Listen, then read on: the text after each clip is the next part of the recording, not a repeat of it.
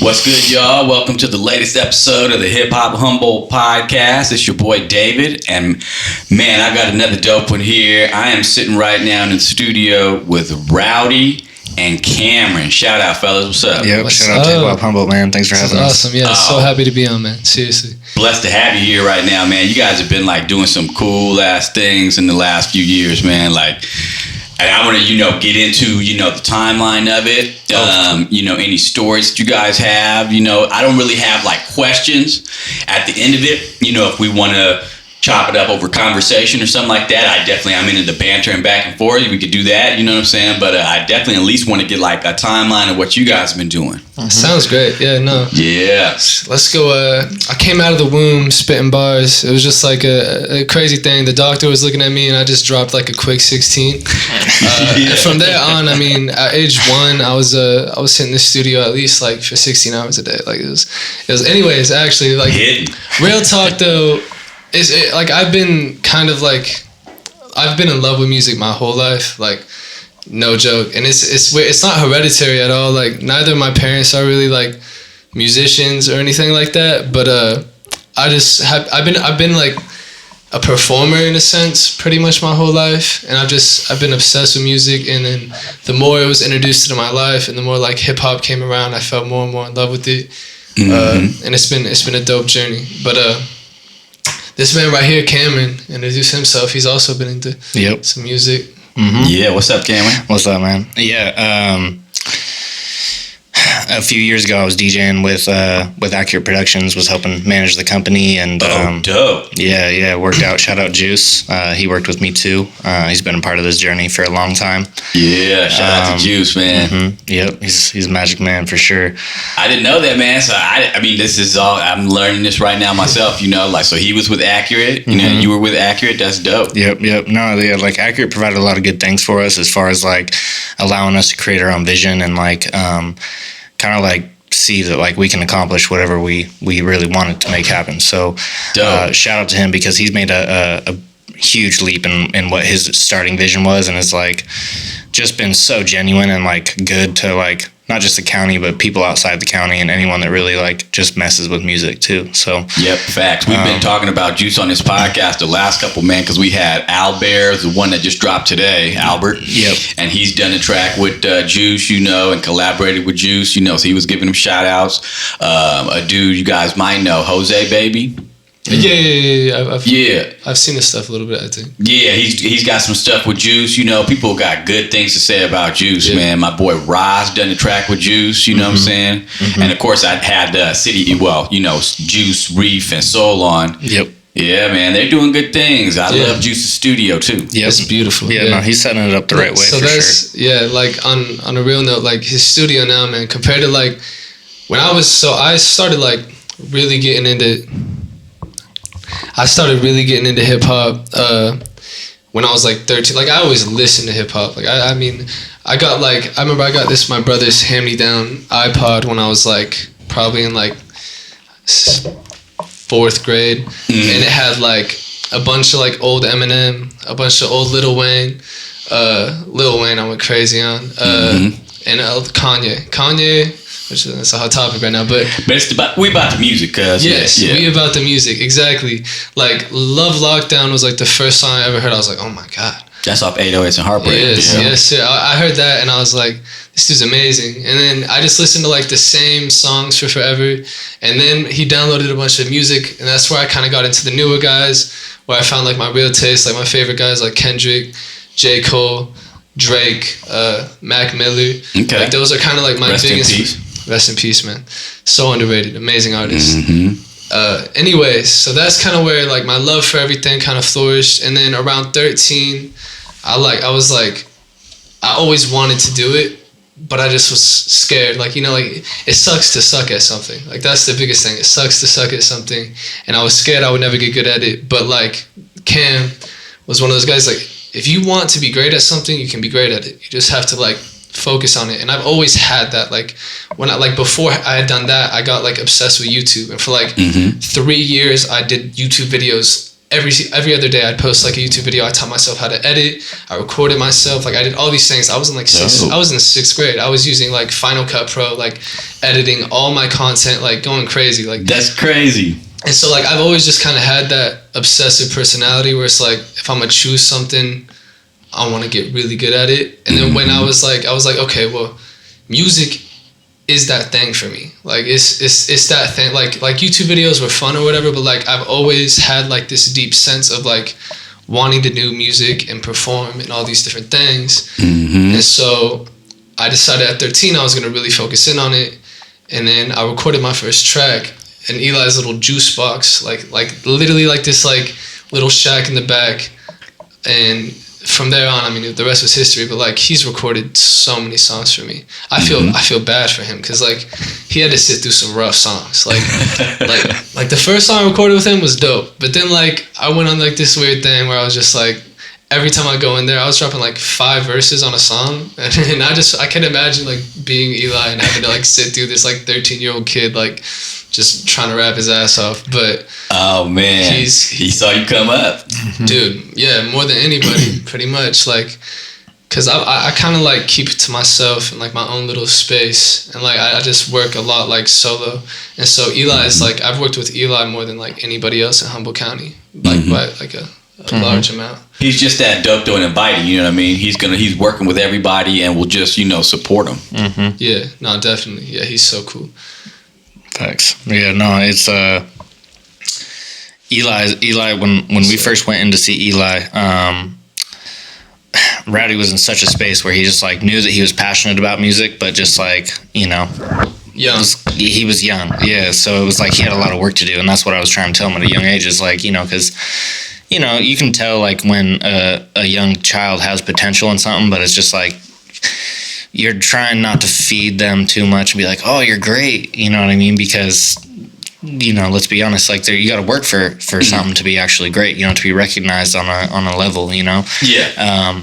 But it's been really crazy to like see like from where we first were when we went to record that first song at the JUiCEBox, the original JUiCEBox, to where like Rowdy is now, and like all the stuff that we've been through. Like really close to that time, we ended up like going down to LA, and like there was like potentials of like deals going on and stuff like that. But it was at such a young age that like when I wasn't. So I actually, it was when I was recording this one, I got this tatted on me, which is ironic because this project never came out. But it was called Black Sheep. I thought it was, super inventive at the time. Like I thought it was genius. But like, of course, like I had written a ton of music at this point, but like I was still like just super rough around the edges. I hadn't found my sound at all. But like I'd made like a few songs that were like, you could definitely hear the potential.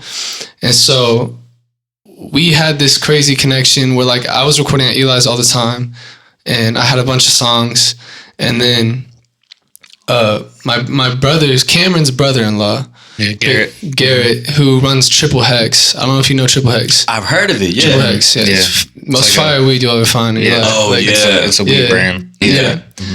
He had a client who was like an executive producer basically in Los Angeles. And he had sent my music to the client and was like, hey, will you just check this out? And he liked it. Like he saw the potential. He really liked it. And then, Garrett gave him our contacts, and then we just started like kind of like chopping it up. And then a couple months later, he's like, come down to LA. So we literally flew to LA, and for like a week, it was like craziest week of our lives. Like it was dope and also just wild. Like it was like I mean I was at this point I was like 15, yeah, like early 15. Oh, okay. Yeah so I was like 15 years old, and we were like there, and it was like straight grinding. Like I was doing like 12-hour sessions. I'd be like going in at 8 and getting out at like 5 a.m, and then I go back to the hotel. I'd sleep, and then I wake up at like 9, and then go shoot a music video. Oh shit! I was straight getting worked. And anyways, that connection stayed for a while. The biggest thing that he kind of had for us is there was this music lawyer that he was good friends with and that he worked with named Simran Singh. Yeah, Simran Singh. He's like, he's the music attorney for like Daddy Yankee and like Lil Wayne, like a ton of Tyga. He's the one who actually revitalized Tyga's career. Yeah, so Tyga like fell off heavy because he had burnt all of his bridges, and then this guy like came in and like reconnected everything and brought him back up, and that's when like Swish and all these different things came out, right? All the things were hitting. You could imagine like this 15-year-old kid, right? Like I walk into this guy's office and there's just like platinum plaques everywhere. Like just like surrounding me, and I'm like, oh my god, like my dream's already coming true. Like this is stupid. Like and like it was like a crazy thing, and like I learned a lot from it, and it happened but like we had some like wild like cliche LA experiences where like it was like the guy down there, his name's Pazzo. Oh yeah, we name drop him. Pazzo. We're name dropping. Pazzo, bitch. Pazzo. On God, fuck with Pazzo. Fuck Pazzo. Yeah, he just he was seeing an opportunity, and like the thing is like we can say fuck Pazzo, but like at the end of the day, he put us in an experience that made us learn a lot really quickly, and it actually boosted our knowledge to where like I was able to actually take a step back and kind of, because at this point like I'm terming myself to them as Rowdy's manager, right? So no decisions are really getting made unless we're both in total clearance of it. So when we're down there and like, we're meeting with Sim and like, he's listening to our music, and then he hears one of the songs that we're recording, and he was like, this one has potential. Basically tells us like, I can go to any label right now and I could get a deal for this, but what type of terms are you looking for? Because he's saying, me as the attorney getting this deal and like using my power, I'm going to get 15%, and then Pazzo for finder's fees probably get 10, and that's 25, and then the label's going to want to take label's going to want probably 70, and then all of a sudden we're just stuck with not shit. We were stuck in a position where it was like I got to a point where I kind of had to take a step back and be like, hold on, like they're talking about, if he gets signed to a deal, he's probably going to get picked up by Disney or Nickelodeon, and they're going to not even want him to release any sort of music. It was like crazy stuff. Like, and the thing is, like, a lot of it's it's possibilities. Like, it was a lot of like chances. And the thing is, during this time too, like, they were trying to morph me into something that I wasn't. Like, like I was this young kid, like super, like everything that had come from this so far, like, had sparked out of love for music. Like I did this because I loved art, like more than anything. It wasn't about getting signed to a label. Like I truly just like found an outlet for myself and a way to express myself. Like like I say this about my music, like I think the reason I love it so much is because like as a kid I got like picked on and stuff like that, and I always felt like I didn't have a voice, and even like different things that I couldn't control in like my childhood, right? Like I felt like I didn't have a voice, and I felt like music gave me that voice because it forced people to sit down and listen to what I had to say. They couldn't interrupt me, they couldn't stop me from talking. Like I get to get my point across no matter what. And so like that was like where it started, and then these people kind of came along and they're like asking for a specific sound. They're dressing me how they want to dress me, making me this super corny white boy. Like I do this because I want respect. Like I want to be like my favorite artists are like Kendrick Lamar, J. Cole, like the greats. I want to be a great. Like that's like that's my vision, right? And so it's like I wouldn't have been that if things had like actually came together and worked. Yeah. But and like my art would be totally different right now. Yeah. So it's like, I mean, I don't even know if you would be, I don't think that you would be where you're at right now if we had ended up doing anything down there. I think it would have been all about a virability. Yeah. And the thing is about virability, when you're doing something, people can kind of tell when it's fake. And so like, I mean, it was super, like we released one music video. Like I started kind of doing the push. Like we released a music video and a song, and like I was dressed that way, I was acting that way. And then things kind of fell through with Pazzo because he put us in like some really uncomfortable positions. We're like we're in the studio, and bro, like I literally heard him like snorting a line of cocaine behind my back, and I'm like a 15-year-old kid. Yeah, that's like, crazy. And like so like like went back to my mom about. I was like, you're not gonna ever put yourself in that position. I don't care what kind of opportunity is. Like that's dangerous. That's scary. Yeah. And like, that's not the type of life I want. I don't want to be like addicted to cocaine. Like what? Like it was crazy. It was just like rough stuff. And so yeah, it was just a toxic environment. I remember like I glamorized Los Angeles before this experience. Like I'd written in my music like, moving to LA as soon as I turn 18, blah, blah, blah. Like, that was my mentality. I was like, I need to get out of here. I need to do this and that. And like, once I went there for like a few weeks and I was really in that environment, meeting people that are like, and everybody just has the same exact phony energy. There's no, like, you don't, like, it's like you can't make any real genuine connections with people, like, not real ones. Like, you can make network connections where it's like, what can I do for you? What can you do for me? But you're not actually going to make like a real friend, And so it was like, for me, like, that stuff gets draining. Like, I would be drained once I got home. I wouldn't even want to make music. I was just like, dude, I'm like, that was whack. Like, yeah, draining your creative energy. Yes, exactly. And like, yeah, especially when you're going in the studio to make music that you don't even like. Like, you know what I mean? Like, I'm going in here and making these songs that like I think are corny, instead of just trying to get better, like, and make music that I really appreciate. And so like, when all of that kind of fell through, I went through like a rough, like, couple months of writer's block where I was like, because I was like, damn, like, what if that was my only opportunity? Like, what if I can't, like, one shot, you got to take it or whatever. And I was like, it really fucked with my head for a little bit.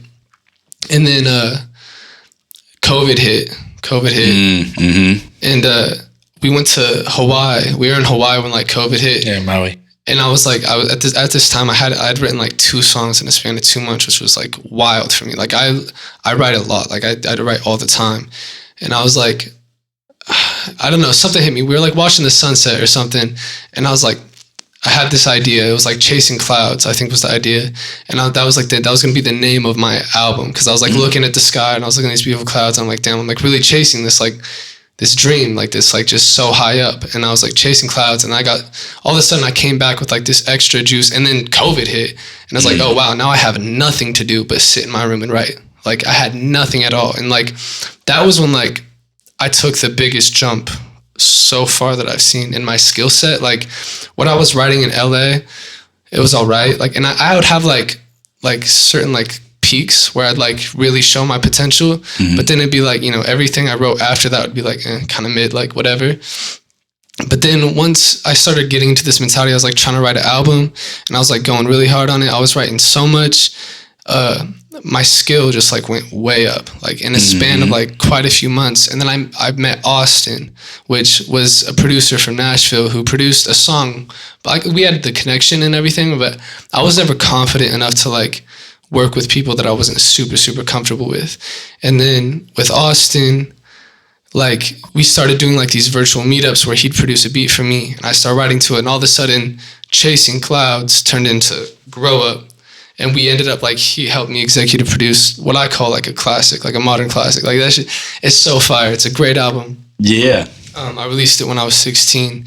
And that was like the first like jump of skill set. Like, that was COVID. Honestly, I'm like so grateful for COVID and what it's done for my career and my artistry. That's dope to hear, man. So you definitely a wordsmith. Yes. Yeah. No. Yeah.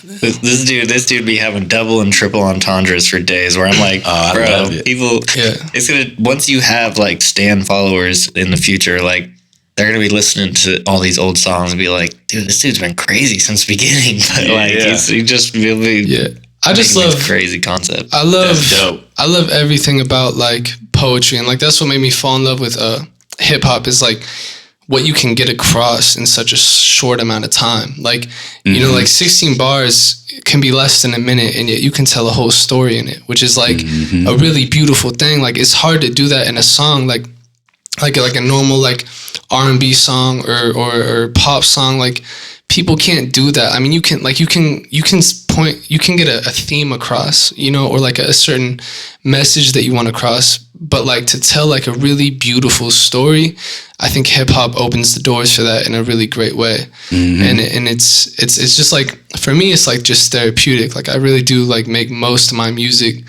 just to like figure out what I'm thinking. Like when I'm like triggered or upset about something, like my mind, I'll lie to myself, you know, like I'll kind of shove things in the back or I'll ignore it. But as soon as I sit down and start writing, I'm going to write down exactly what I feel. Like, you know, it's like, it's a really cool thing. That's what I love about my music, is it helps me like kind of figure myself out in a sense. It's definitely cathartic. Hey? Yeah. Yeah, that's dope. Yeah. No. Okay, we got got to 2020. And then after Grow Up, now I got Select Few out, which you've probably seen that project. Yeah, that project for me again is just me trying to like, cause like you probably haven't listened to Grow Up, but Grow Up is like more musical. Like it's like we have a lot of really great features on it and singers, and it's like a good mixture of that. And then with Select Few on it, I just wanted to be like, I just wanted to rap, because my skill set from Grow Up to Select Few had gotten so much better. Like it was like it jumped even more. Dope. And I was like, I just want to spit bars. So like that was kind of like my mindset with that, is like just like straight rapping on it and like making fire rap songs. And then your delivery too, though, man, not to interrupt you, man, but the delivery is something. I know you got that dialed. I want to bet. I mean, I don't know how much you be practicing and stuff like that, so maybe it's just absolutely effortless, you know what I'm saying? But your delivery's dope. At least like what's that the latest video was Puff Puff Pass, right? Yeah.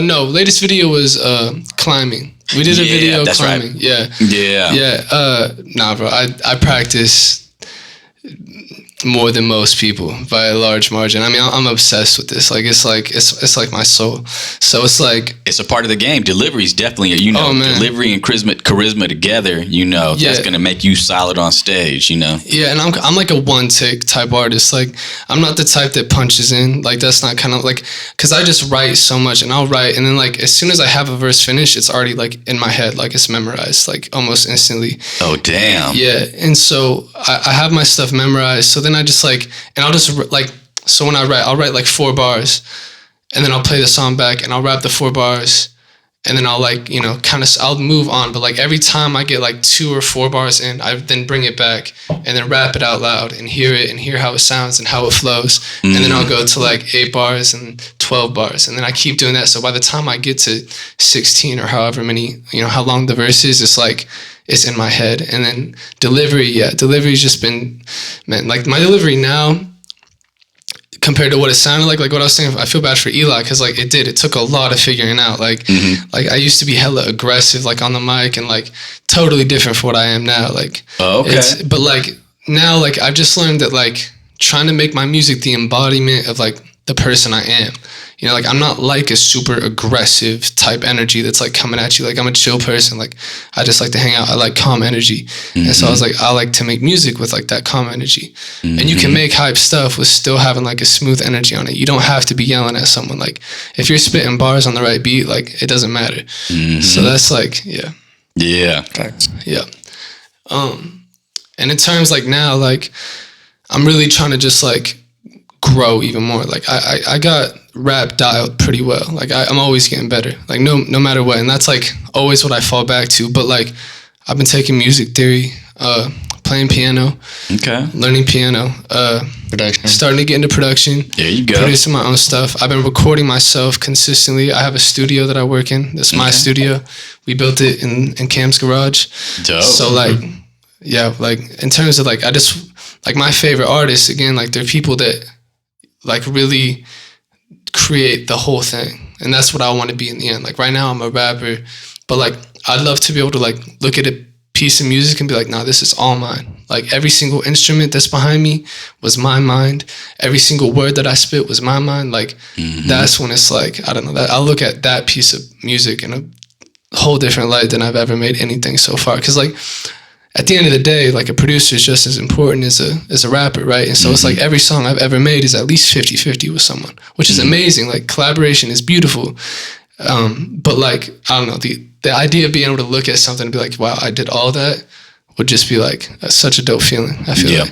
And it's really also like the direction of the game too. You know what I mean? There's a lot of artists out there, whether it's in being in a small area and just not having the resources of just so many producers out there that are trying to get their music out there as much as MCs are trying to hop on it. You know what I mean? Dude. Like, it's like you got to really, go with what you got. And Highway talked about this on the interview I did with him, months ago, where he used to have a manager, and then slowly as time passed, like he had to start doing some of those functions himself. Yeah. Because that's just, in the internet, in the digital age, like, you got to ask for help too. You know what I'm saying? But like a lot of different things, just putting yourself out there, your social media presence, like, unless you're big to a certain point, you can typically at least be involved in that. You know what I mean? So you can still talk to the fans and stuff. You know what I mean? Like, you still got to like get in the trenches. You know what I mean? Yeah, no, for sure. Like, that's such a great point. Like, resources, if you can do something yourself and like you have the creative mind for it, you should challenge yourself. Like it's like, for me, like, I'm sick of rapping over YouTube beats. Like, you know what I mean? Like, it's cool and it helps me because I can go over right now and find a dope beat and write, you know, good music to it. Like, there was a time where you would have to write to the same, you know, vinyl that you've had for forever. You know, like I have so many resources, but it's like also like I would love to be able to sit in with the producer who was just trying to like solely make good music. Like, there wasn't any, you know, other strings attached, right? Like, so like, you know, like we're not rolling in dough. Like, we don't have money like that. And so it's like if I can make my own music, it's going to take a minute, it's going to take a long time. But like, if I can get to a point where like, you know, my beats sounding good enough to like go over my own bars, like, that's such a big benefit, and it saves me so much money. Like, it saves you so much money. And same thing with like managing and creating content. Like, what's crazy is like, it doesn't cost a lot to look professional. Like, it doesn't cost, like, if you look at my account and like everything we've been doing, like we're not doing this on like any, like I think some people think we have like crazy money. We don't have crazy money. Like we did this, like Malachi. Yeah, I don't know. Malachi is a legend. Like, Malachi is the first. Malachi and Eli, everything I've ever done with Eli so far in my career, we haven't worked recently, like, now that he has a professional studio and everything, but like everything I had done with Eli before, like, he's just did completely out of love. Like, just to like help me learn and see the vision and stuff like that. Like, those are the type of people I want to work with. Like, and Malachi is a dude, like, he is a huge fan of my music. Like, he genuinely just loves my music, and he's a super creative mind, super talented. And so like, we went out and did a photo shoot, and then I kind of like, I had the whole tape done, the select few tape done. I've had it done for like forever. Okay. But like, I'm super picky with what I want to do. And we had tried to get a cover done. It didn't work how I wanted it. And I was like, nah, like, I need the art that's going to be my cover to represent the quality of the music. Like, it can't be a bad cover. And so we were doing a photo shoot, and I kind of explained to him my idea, and he's like, oh yeah, dude, like, let's do it. And then so, sure as shit, like a week later, I get, you know, my select few people, we go out to the beach and we do all these photos, and I explain the idea of like people coming in all together. Within 2 days, he hits me back with all the covers. Like, it was just like a creative balance of like working together. And then like, since then, like, he's helped me shoot the multiple music videos. Cause like, oh yeah, and then while we're shooting the music video, I'm like, while we're here, like, while we're shooting the pictures. Sorry, while we're shooting the pictures, I'm like, while we're here, what if we just got like a quick one take music video, and just to do it? And so he's like, I'm like, is the camera good enough? He's like, yeah, it's good enough. So we set it up, we do the side profile, and I just sit there, we do the take, I walk off, and like, that was the music video for Requiem, and it came out fire. Like, yeah, like that whole day, like, just went well. And then ever since then, like, he's just been like a guy that has worked with me. He quoted me during his toast at his wedding. Like, he quoted the opening 4 bars of Close. He said, I keep the real ones close. Everybody else lately I've been trying to ghost. If they really got my trust, they my family, and they know we ain't gotta shed blood. So if we friends, you my foe. Like, he quoted that, and then he had me perform at his wedding, just randomly. I was drunk off my ass too. Every single performance I've ever done, I've been completely sober. Like, I like to have a straight mind. He comes up to me, I'm already like so deep in, like, I'm gone. And he comes up to me, and I'm like sitting at the table, and he like puts his hand on my shoulder. He's like, hey, you want to perform? You want to perform at my wedding? And I'm like, I look at him, I'm like, yeah. And then like, I was sitting there, and I was low-key hella nervous, because like, bro, I've never performed even sort of under the influence, not even high. Let alone at the Ingomar Club. Yeah, at the Ingomar Club, in front of all these like rich old people, and like, it was insane. I was like, okay, like, this is gonna happen. And then and then I ended up killing it, of course. Like, that's no question. But it was, he's the coolest guy ever, man. Yeah, he's a really good friend. Shout out to Malachi. Yes, shout out to Malachi. Yes, sir. Yeah, that's what I love. I love creative people that are just your friend. Like, I would die for a producer that just wanted to make a beautiful album with me. I think I'd create, like, you know, all-time great album. That's my mentality. when, you know, and I really think it shines light on like, not to keep talking about Juice, you know what I'm saying? But like when you find somebody like Juice up, you know, up here like this, like coming across somebody like that would be like finding a needle in a haystack in LA. No, definitely, like, if you would even find it. Oh yeah, you know what I'm saying? Sure. So it's like that value starts to come into perspective more when you start to see like the different aspects of the game, like you were talking about when you guys were in LA. You know what I'm saying? No, yeah, like Eli's a great. Not only like is his work ethic amazing. Like there's a lot of people that want to help, but they don't ever take the time to actually develop the skills. Like this man really worked on his shit. Like, and he did it for these guys that he saw potential in that he loved. It's a perfect example. Like I've never seen anybody who's as big as a fan of City Hippie as Eli.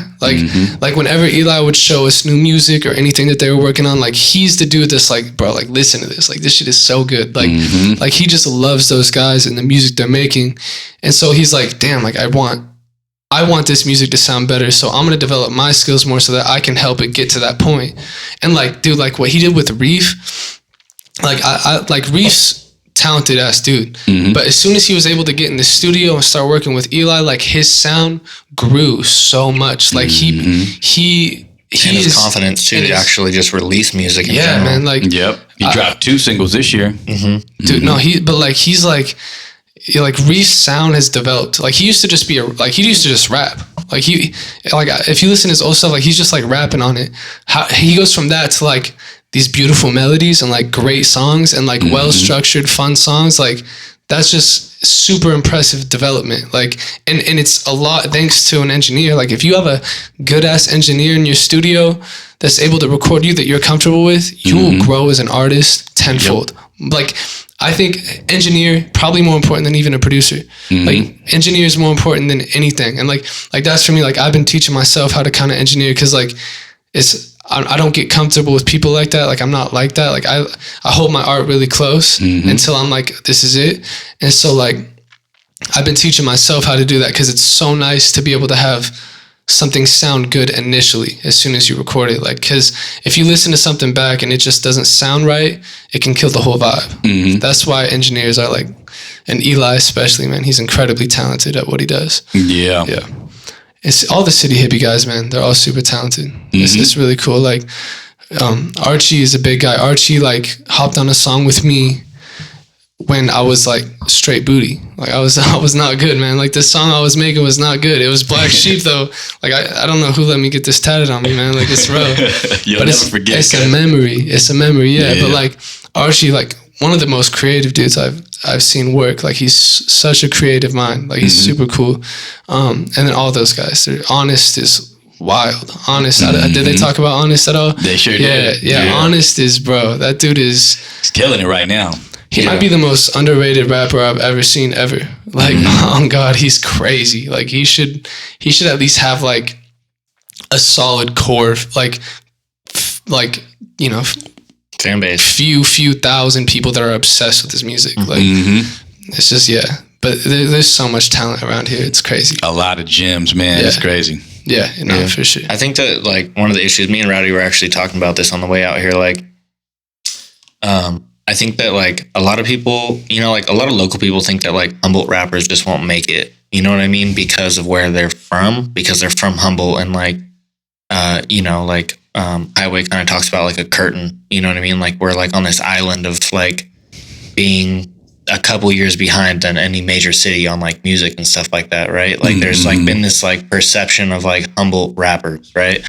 But the thing is like there's so much culture from here that needs to be shed that's like actually dope. And the thing is like a lot of these guys that are from you know LA and the Bay Area are coming up with like say like the weed community, you know, the cannabis community and stuff like that. And they're really like kind of pushing that just because they're from California, like they're a part of that culture. But the thing is like Humboldt County and like the whole Emerald Triangle has like real cannabis culture that like nobody else really has access to because we're really like from the ground up, you know, like this is where it Decades started. Of it. Yeah. And I don't know, man, it's just like, it's brought in there's also a lot of like, there's a lot of trauma in this area, you know, and the thing is like, greatness kind of usually comes from like pain, you know, like there's a lot of, like trauma, like it all comes back to trauma, right? From like childhood and like seeing certain things that you experience and like making you want to create like Rowdy like has an artistic expression now in music, you know? So I don't know. I think it's really dope that like there's so many dope artists up here that like once somebody like gets a name for themselves, the cool thing about it is like where we want to see is like everybody's gonna like end up reap the benefits of somebody exploding from here, because once someone makes it, it's like the microscope kind of comes over a lot more. Yep. Like you saw that with like PG, right? So PG is where like Logic and IDK came from, and now there's so many dope artists that are coming from PG that like a microscope is just really heavy on that area. Which, you know, Logic and IDK are obviously really big names, but like it just goes to show that like even in small little areas, the microculture and like what makes them dope is the culture that comes from that area.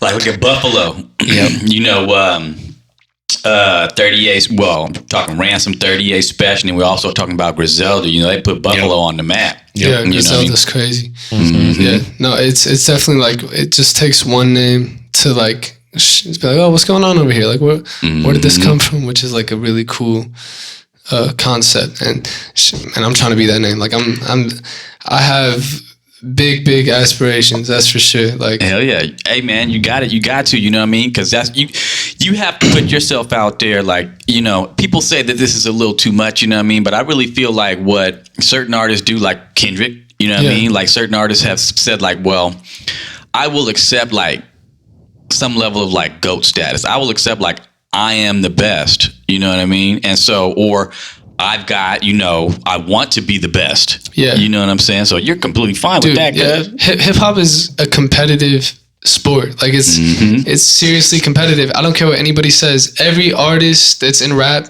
has that competitive mindset. They want to be the best. It's like, and like I for sure have that. I used to have it heavy, but like now, like I do just do this because I love it and it's my art. But like, I feel like I have the potential to make like, you know, some of the greatest art. Like that's just like my mindset. I'm young. I'm 18.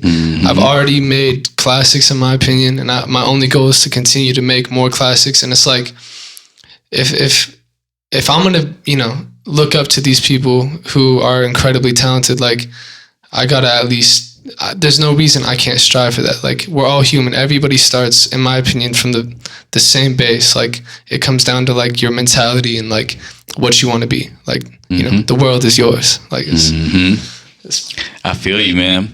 And with you doing, you know, I mean, being a wordsmith and just being constantly at it, you know what I mean? It just tells me right there, okay, this is definitely, this is not, you know, this is your path. You know what I mean? Like it's music 100%. You know what I'm saying? You know what's funny is that like he kind of skipped over this area. So when he was 13, he was doing the whole like YouTube videos and stuff. Me and my wife, we were down in the Bay Area with him, and he was telling us, he was like, you know, I feel like I'm working really hard right now on these YouTube videos, but he's like, I just feel like it's not like me. And we were like, what is you, you know? Flashback a little bit earlier when he was 5, this dude was like outside our mom's hair salon singing with a whole suit and a fedora on the ground, trying to get money and trying to get money so he could go over and get a $5 footlong in a Starbucks. You know what I mean? Like, man. So we knew when he was a young age, like, you know, this kid could be like, he's star, you know, like at a young age, he was like already like, you know, most kids when they're 5, you ask them what they want to be. It's like, I want to be a doctor, firefighter, something like that. This kid at 5 years old was like, no, I want to be famous. Straight up. He really did. And so, you know, when he was 13 and we started like telling him, because you can't really influence kids. You got to like let them figure it out on their own, you know, because if you're too strong of an influence, I feel like there comes a point where it's like they start to question their own, like, did I do this myself or was I influenced to do this, you know? And so he starts telling us that he wants to go and do music, and we're driving by and we see this little like psychic stand, you know, and he's like, oh, I want to go see a psychic. We're like, oh, you're not 18, so it's not going to work. You know, you got to be 18 to see these things. Well, he finds this California psychic website where you can call in on like psychics who are actually live, and you can call and have phone conversations with them. I'll tap in right here. Go ahead, tap in. So this is the day that I decided I was going to quit making YouTube videos and just start making music. 13 years old, barely have any experience in actually doing this action, like, actually touching music. So I call this sidekick, and I have it recorded. Like, this isn't like my mind like tricking me or like, bending the idea, but like, first thing I say, I give her my name and my date of birth. That's it. Not my full name. It's just Rowdy. I just say my name's Rowdy. I was born in 2004. Literally, first thing I say, am I going to be happy with my career? That's all I said. I didn't leave any like, am I going to be famous? I didn't say that. I said, will I be happy with my career path? She sits there for like 3 seconds. She's like, you love music, don't you? She felt it. I was like, yeah. And she's like, because I see a career in music. It was. And you ain't said nothing about it. I didn't say a single thing. Mm-hmm. I didn't say a word about music. She just knew. Like, it was. And before that, like, I didn't really believe. I was like, oh, this is gonna be fun, like whatever. And then she said that, and I was like shook. It was the most mind-blowing thing ever. And like, even if it was a coincidence, to me, it just feels like that was like, for me, that was the universe giving me that push. Like, okay, do this. Like, this is what you're meant for. Yep. Like, this is what it's supposed to be. And like, it's always just kind of felt like that's what it's. I have, in 5th grade, we did this thing where everybody had to write down a compliment for their classmates. Like, the paper would pass around and say their name, and then the student would have to think of a compliment. I still have the paper, and like 15 of them were like, you're a good rapper. And at the time, like, I wasn't really rapping my own stuff. Like, I'd just be like rapping like Eminem, but everybody was like, Rowdy's the rapper. So like, it's just like been like, it's literally been my existence since forever. Like, it's, man, yeah, that's dope though. You've been living hip hop your whole life, man. Yeah, man. Oh, and I want to touch on a huge thing that Mr. Lehner, Zigzilla, did for me. Yeah, for sure. Shout out to Zigzilla. Shout out to Zigzilla. So I had him 7th grade, and I did there was this play, and he had written a rap for it, and I ended up actually doing the rap in the play. So I went up on stage, and we did like this rap for the play. At the time, though, I still wasn't writing my own music, but he saw that I really loved it, and like, we'd talk about music all the time. I'd go into his class at like lunch, and I'd just like show him new rappers that I really liked or artists that I was listening to. And then 8th grade, once I actually started writing, I would come to him and I'd just show him, new songs that I was working on. And like, he would give me feedback, be like, yeah, like, he was always so supportive and like really, like, but he helped me, kind of mentored me. And then I had made my song Always, which was what I wrote. It was the first song I recorded with Eli, and it was actually like fire for like a 13-year-old. Like, it's a good song. And I showed that to him, and he loved it. And then like later on in the year, it's getting down to the end of the year, and he's trying to get together, like, basically because there was a couple other kids that were trying to kind of do music, and then he was going to perform. And he was basically just going to he was trying to put on this little concert during like a fair that the school was doing. And he'd come to me and he's like, Rowdy, I really want you to perform. And at the time I was like, I don't know, performing in front of all of my peers who have ridiculed me for deciding I want to be an artist. And, like, all my peers that have they made a joke out of me. I was like, it's a big thing. And I was like, so for a good month beforehand, I was like, I don't think so. I'll think about it, blah, blah, blah. But he kept on bugging me about it, to the point where I just felt bad. I was like, Mr. Lehner's done so much for me. Like, I'll just do this. And so he got me to go up on stage for the first time and perform my own music. Not only that, he was right by my side doing ad-libs. He had memorized my whole entire song with me. He had memorized the whole thing and would like dub my lines for me. So like, I would like, if like he saw I was out of breath, like he kind of like tap in and like finish the line up for me and stuff like that. And that's dope. It's the coolest thing ever. Not only that, like, it broke that barrier for me, because like, like that first time performing, there's such a jitter, like, like it was crazy. There was so much leading up to it. But then I was like, man, like, every performance since then has felt like a breeze, because I was performing in front of a bunch of kids that didn't even want to be there, who, don't even like me that much and think I'm like a meme. So of course, like, once I'm performing on a stage where there's a bunch of people out there that are actually wanting to see me, like, that's going to be like, that's light work. Not only that, but the music's only going to get better. Mm-hmm. And so like, every performance I've done since then, it's just been like so much easier because I broke that barrier because of Mr. Lehner. So that's like, I have so much love for Mr. Lehner. Yeah. Yeah. My kid goes to a school up here, and there's they have like a jam session and stuff like that. They're trying to facilitate, there's only so many teachers, et cetera, stuff like that. But when you got somebody like Zach Lehner, who's involved, it's not like he was doing hip hop at some previous point in time and then stopped and then just worked with kids. Like, he's still fully immersed. Dropped bunch of tracks, actually an album he's going this off year, right now, man. Like I mean, and then still at work, like that's like his extracurricular activities, right? But then like at work, facilitating hip hop as a creative outlet. That's the thing, is that we need creative outlets. Yes. You know what I mean? And so to have somebody like that, like that's like, man.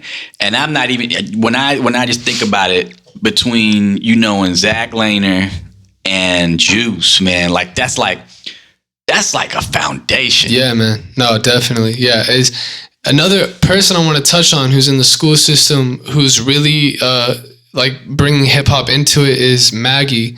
She's the principal now. She's the principal of Hoopa, but she was a teacher there for like a long time. And she would teach English. Almost all of her English classes were centered around hip hop. Oh, dope. She would have these kids breaking down like old school hip hop, like Nas and different artists, and looking at the language inside of it and the beauty inside of it and the culture inside of it, and had them studying it. Oh, man. And she's amazing. Like she's a prime example of the exact same thing that Mr. Lehner is doing, where it's like, it's hard to find a passionate teacher sometimes. Mm-hmm. Man, like once I got out of elementary school, most of my teachers sucked. Mr. Lehner was like a really bright, like not only is he just like, he showed me ways in hip hop, but like he made me fall in love with learning. Like he made me fall in love with history and like learning, like that type of thing, because he was just so passionate about it. And you could tell that he would come there every single day with the hopes of like influencing some kid. He like changed the direction of he changed the direction of my best friend's life too. My best friend, all through elementary school, was like a shit student. Like he was bad. Like he would not do anything. He would just like, ask to go to the bathroom and just like run the halls. Like he just hated school. He didn't have the attention span for it. And then 6th grade came around. He got a class with Mr. Lehner, and it totally flipped everything. He's like, oh my God, learning is amazing. All of a sudden, he's like a #1 student, straight A's. Now he's studying in a castle in Europe abroad. Oh, man. Yeah. And it's crazy because like these were like Mr. Lehner, for like both of us, we weren't even best friends at the time, right? Both of us, Mr. Lehner had a huge impact on our lives, right? And then we weren't friends, and then like over the past like couple years, we come together, come to find out both of our favorite teachers are Mr. Lehner. Not only that, but Mr. Lehner keeps in touch with us, and like we are both like highlighted students for him, and it's like this crazy thing where it's like, oh my God, like that's crazy. That's crazy. Yeah, so like he's had an impact on so many different people, and Maggie has done the same thing. Okay. Yeah. Thanks for bringing Maggie up. I didn't even know about her. Shout out to Maggie and what she's doing out there. Yeah. We need that kind of energy, man. Like people like that, like, man, like I just feel like they should be like the kings in the community, the kings and queens. Like people should be respecting those people so much for helping people, even just to be able to learn, and all the things that teachers do. But when you have a passionate teacher, like what she's doing, like you would be blessed to go to a university that had a teacher that's doing what she's doing. Exactly. Yeah, no, definitely. Yeah. It's hard to find people that are genuinely passionate about it. Mm-hmm. But I think that's kind of like the issue too, with a lot of like public schools, is that like so many people are kind of burnt out, mm-hmm. and they kind of lose sight of what their passion was to even get into that position anyway, because they're really influencing the youth, and like, I don't know, they're kind of like, they're setting us up for the future too, in a way, like, mm-hmm. The youth are so inspired, and like me, like me and my wife, we homeschool our children, right? Mm-hmm. Because for us, we feel like we're able to see what our kids are passionate about at a young age. And with my daughters being around Rowdy and like us and the music, they're just like, my daughter Arrow, she sings every single emotion that she has. You know what I mean? Oh, so dope. like, seeing that at such a young age and like being able to actually like feed those passions rather than shoot them down, because, you know, I can't tell you how many teachers told Rowdy, or even me when I was younger, you know what I mean? Like, you need to get a little bit more realistic with your dreams and like think about something that you can do that like will pay you X amount of dollars, and, you know, how you can be beneficial to society rather than how you can be the best version of you that's going to make you happy, you know? So, yeah. That's the biggest thing. Like, for all we know, we only live once. So it's like, why would you spend your life trying to like conform to what people think is right? Not only that, like most of these people have zero actual effect of my life. Like, I don't see these people. And so for like a long time, I'm like, oh, I'm going to prove them all wrong. Like that was my mentality. And then I was like, who cares? Like, genuinely, like, you only live once. I would rather spend my life doing this, chasing this dream and failing at it than like settling and then wondering what could have happened, like what could have been. Like, I'll forever be happy if I'm making great music, and like, you know, if the benefits come to where I can be making a living off of doing this, like that's incredible. Like that's, you know, that's the plan. But like at the end of the day, I have a line, I'll be 40 and a failure, but for 20 and a quitter. Because it's just like that's kind of the mentality I think I'll have for life. And yeah, but it is crazy how many people just kind of like let themselves be content with something they're not happy with. And it's kind of like who's to say, like, you know, this person on the left who's been chasing a dream, who's had, you know, a crazy wild ups and downs life, is any less valuable or, you know, any less special than someone who followed the narrow path and made $100,000 for their whole life. Like, the person on the left, I'm sure, had a way more fruitful experience on this planet. Like, you know, like, you can be broke and have a good life. Like my best friend Tristan, like, this dude is set up to be like, you know, he's gonna have a great life, but like that's not his mentality. Like, he just wants, like, he's out in Europe right now, like doing crazy shit, like, you know, leaving for the weekend and getting into like the Queen's funeral and like seeing things like, oh shit, like life is all about like experience. And so it's like, I don't know, I think the whole idea that you need to have this like set path or a backup plan is just like stupid, because it's like, if you're doing what you love, you're gonna create experience out of it. And like, it doesn't, like, as long as your life was fruitful and like you were doing shit that you were truly passionate about, like, dude, props to you. Like, you're just as much a winner as anybody else. Like, yep that's the biggest thing. Doing that in the face of a world that wants you to do the opposite. No, that's like Albert Camus. He's a philosopher, like, and he's an existentialist, where like his whole mentality is like, the meaning of life is to go against this idea that there's like a meaning to life. Like that, like there's no meaning to life, but that's what makes it beautiful. You have endless opportunities. You can go do whatever you want. You can go move to Mexico right now and buy a cheap boat and start selling fish. Like, you know, like there's nothing that genuinely is stopping you. Like, it's just like this box that we put each other in, and like the system that we get stuck in, and the routine that we get comfortable in. But like, it's a world, like there's a whole world out there.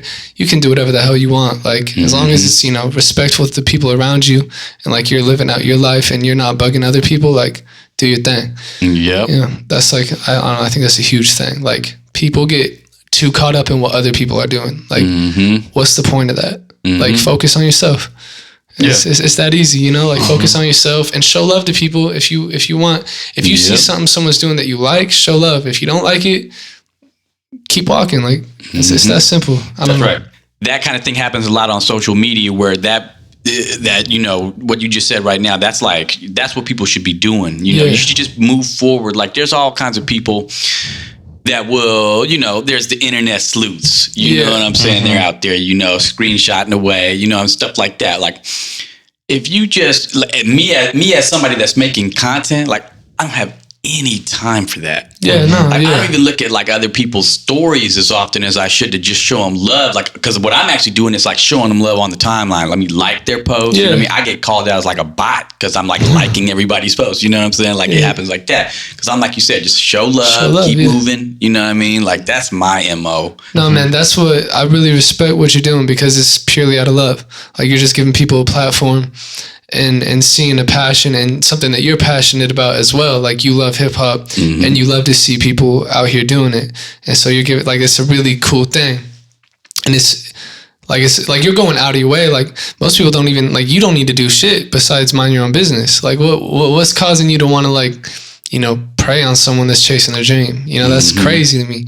But, you know, it's humans. People are sad. Hurt people hurt people. Yep. It's whatever. You know what I mean? Like, I've learned, because back when I was corny and we were doing, like, back when I was corny and I was making corny music, we would run, like, some ads, and, you know, they wouldn't get the best reception, and they'd be like, oh, he's a culture vulture, or this is culture appropriation, different things like that. And I'm, like, sitting here like, damn, bro, like, I love this. Like, I really love hip hop, like, down to my core more than anything. Like, I study this. My favorite rappers are, like, people that are really doing something. And, like, I want to actually do something. Like, I'm not trying to come here to feed off nothing. Like, I come here purely out of love, knowing my place, you know, knowing that, like, this is, like, a culture that I am not, like, you know, fully part of, but, like, something that I want to contribute to, and, like, and just, like, you know, make. No, you a part of it, because you definitely. I know I'm a part of it, but, like, I'm a guest in the space type thing. Like, other people created it. Yeah, exactly. But now there's been so many generations, man. Like, you know, that's why I love hip hop, because it's done that. It's crossed generational boundaries. It's crossed racial boundaries at this point. It's worldwide. It's the biggest genre in the world, for sure. Yeah. I try to walk with respect for the roots at all times. You know, like, this is a thing. Like, you know, this developed off of people talking about what they were going through a hard time, an experience I never had. You know what I mean? Like, I fell in love with what they were doing, like being able to put poetry in music and doing that. Like, that's what I find amazing about it.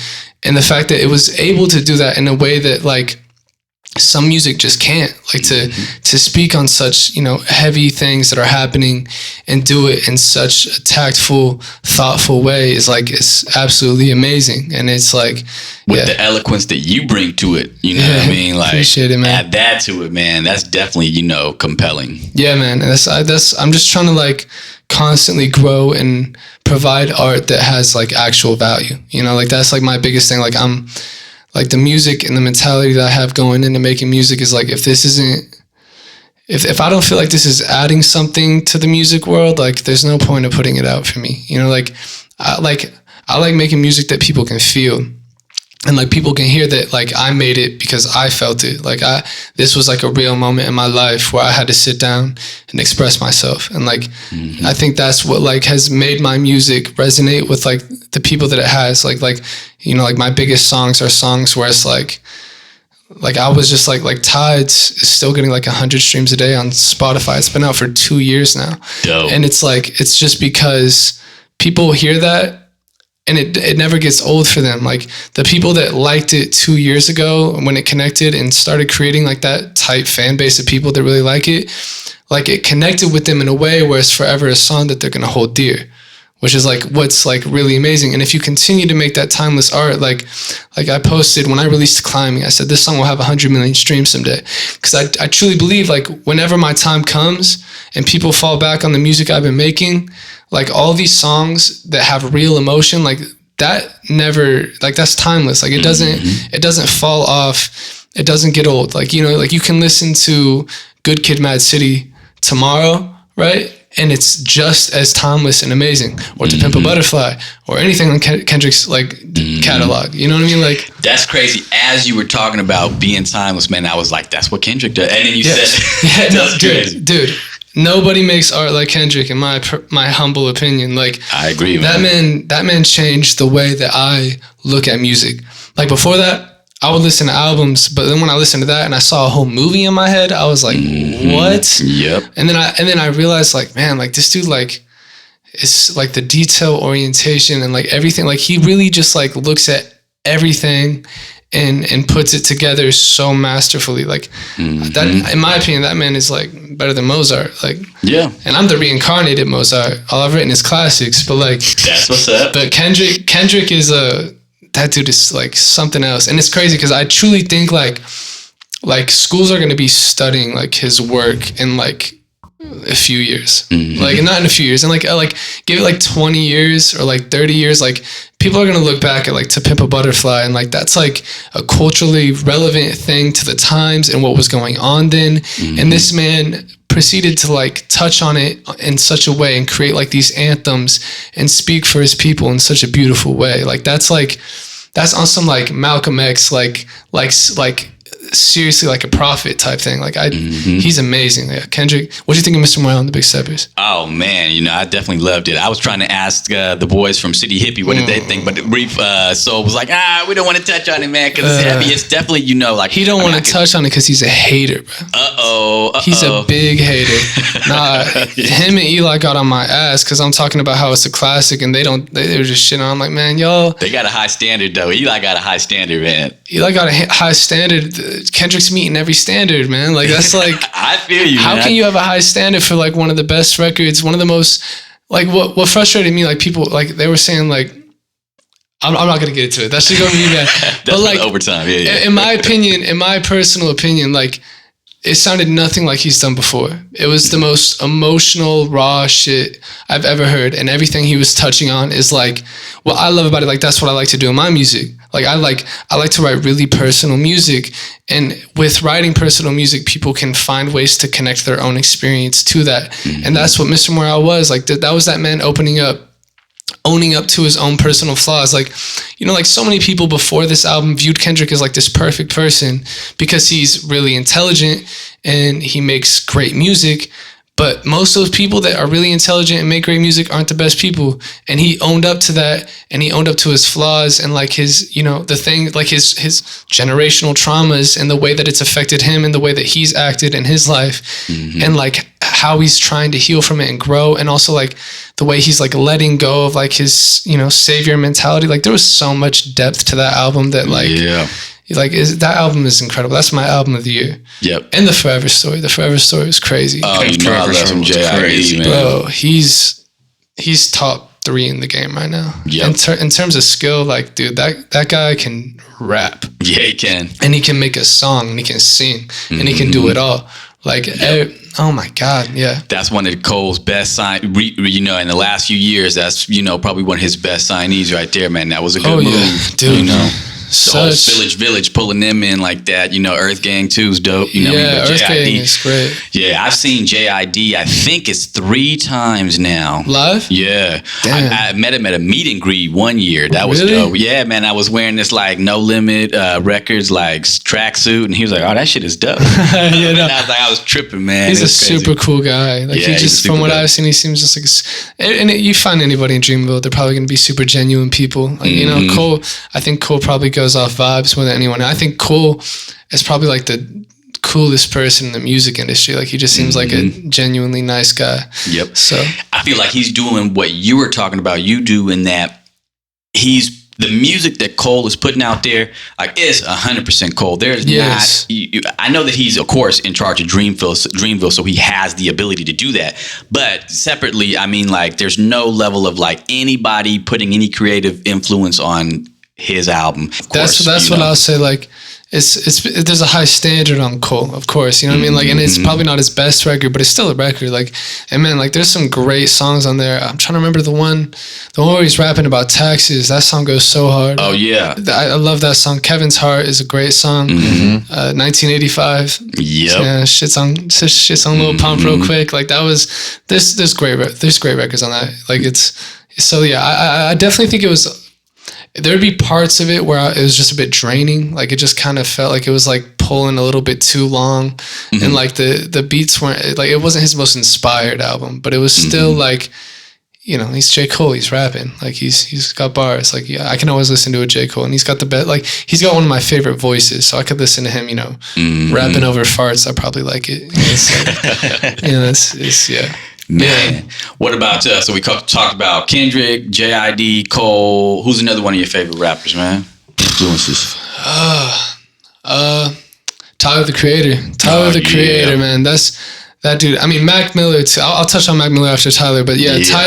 Tyler's another example of like, I feel like he's kind of like the modern generation's Kanye in a sense, with a little bit more of a level head. Yeah, I feel you.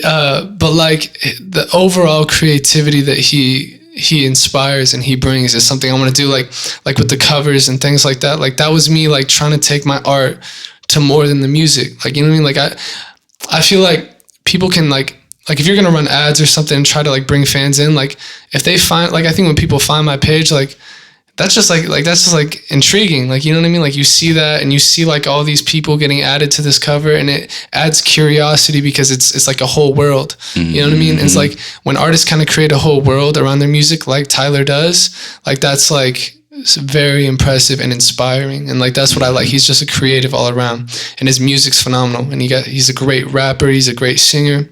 Incredible producer. Like he doesn't have one weak spot in his ability. Great performer too. We went and saw him. We went and saw him. What was that festival called? Day in Vegas. Day in Vegas. We went to Day in Vegas. We saw Kendrick too. Yeah.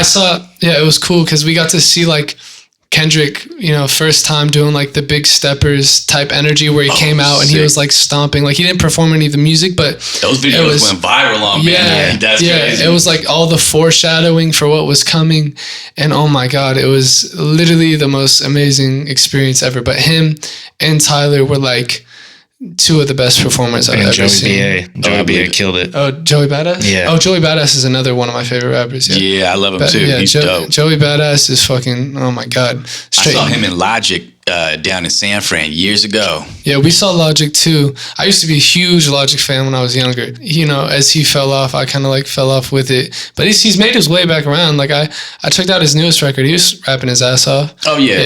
I find like if I ever miss a Logic album, I can go back and I'm gonna like it. Yeah. You know? Yeah. It's definitely like, you know, rappers, I feel like every artist just has kind of like a plateau, unless you're Kanye West, where you're just putting out nothing but classics, or Kendrick Lamar, or J. Cole. You know, I mean, there's those guys, but like, even like, you know, Jay-Z's had a couple albums where like they weren't his best work. Doesn't change the fact that he's probably the GOAT, or arguably the GOAT next to Kendrick. In my opinion, I think Kendrick's the GOAT. Kendrick's my GOAT. Kendrick is my GOAT. Yep. But Jay-Z would be like right there for me. Okay. Jay-Z is also another artist I love. But yeah, Tyler is just, I think, a perfect example of like all around, like, that dude is just creative as fuck. And like I love his persona too that he got out there, you know. Yeah. He's just cool. Like, he's just cool, and he's funny, and he's himself. Like, being yourself is just such an important thing. If you're gonna be like put in the spotlight, you have to be comfortable with being yourself. Otherwise, it's gonna get draining. Like, imagine having to like be in the spotlight, all these people watching all the time, and having to like put on an act. Like, that would be rough. Like, that's why people go crazy. You know, so sucking your soul out, man. Oh yeah, man. Yeah, seriously.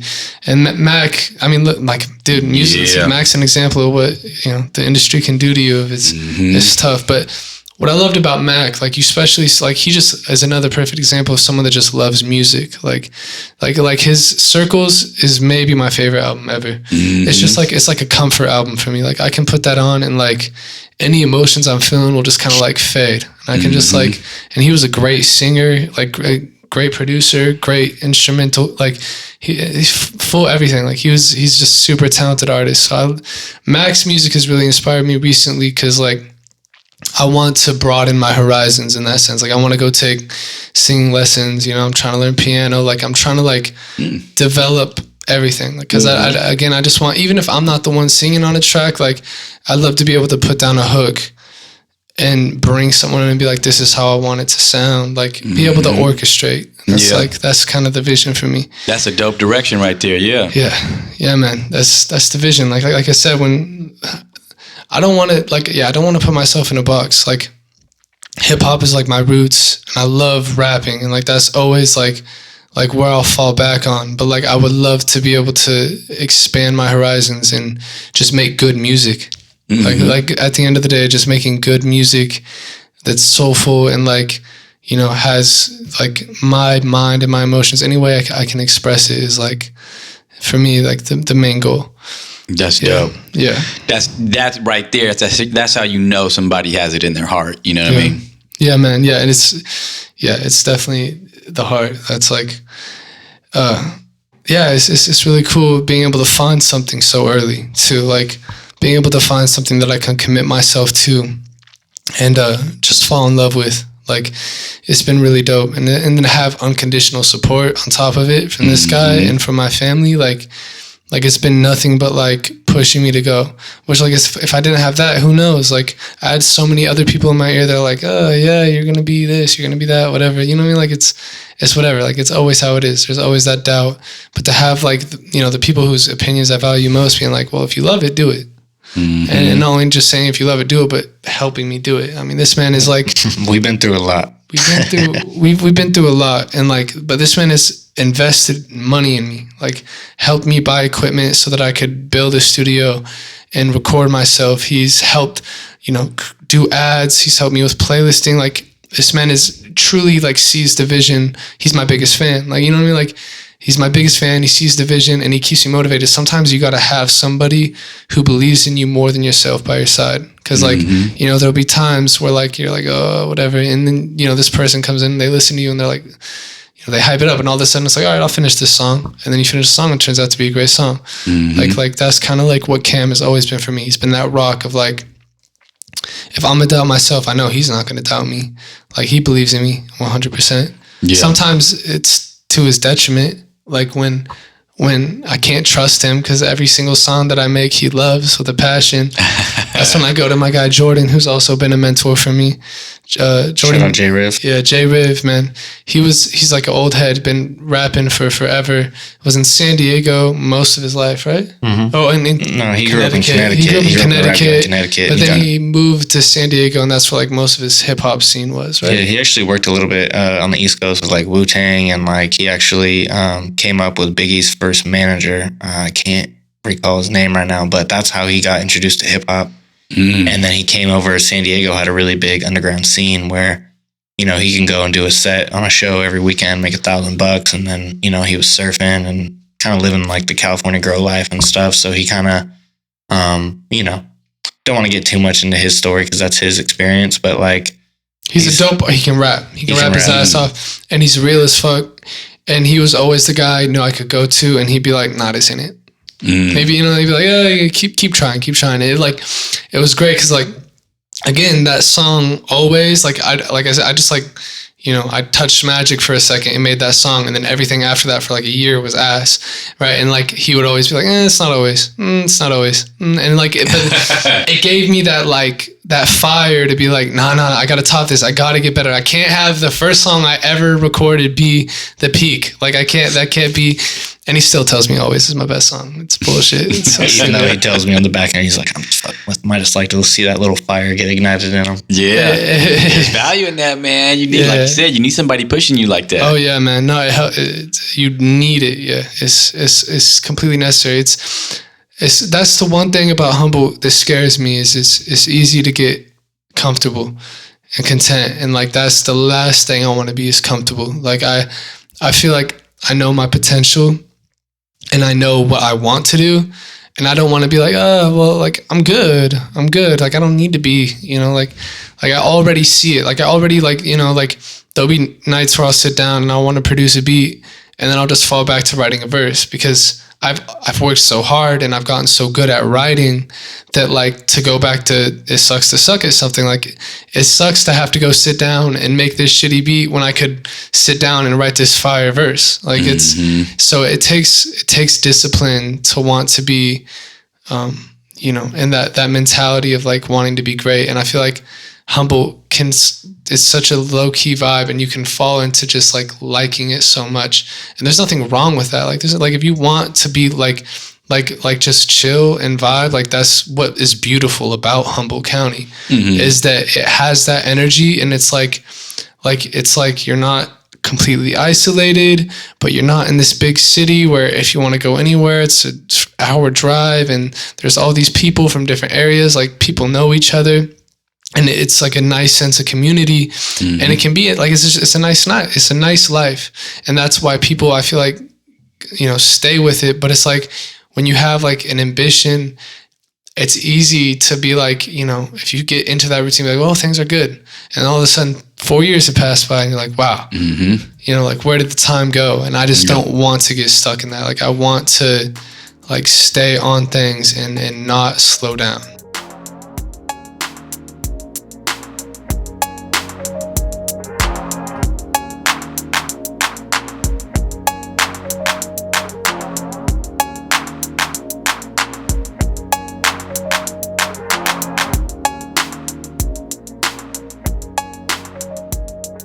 Finding that balance between, all right, let's move it forward, keep it moving, Yeah, and that's what I'm loving about it here right now. It's like, I have everything I need, so there's no reason for me to go. Like I have a studio, you know, like I got a nice home. I'm chilling right now, but that's the issue. I'm chilling. Like I have to stay disciplined. It takes a lot of discipline, but it's good to learn it. Like, you know what I mean? Like it's good to learn the discipline.